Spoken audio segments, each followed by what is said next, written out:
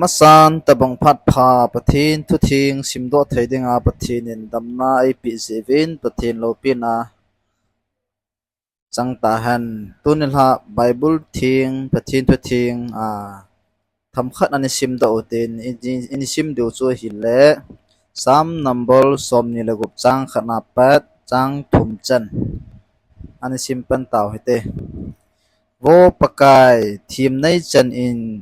aji chu lungdi ta in kawa len lungni lungthum tilovin pakai jing lung kangai je wo pakai nei patip in lang ka thim ka moven kalung thim gil sung hi patip mong mong in aji chu nalung sit long lo chu kamit in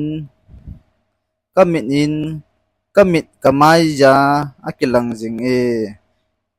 cây rồng nắng din kita ta in kawa le pathin thu thing isim no pathin in bon chan Phattei ei bu pi vin tin chi pathin thu thing isim mo hi so piu la nai so piu la nau te zo sin abula patna chai chan ge ni ngai pi ding vin pakai min a velin kan tim kit a ven a he pathin thu hi thagau so cha na hi so piu la nau te ho na bon cha ven ni la pha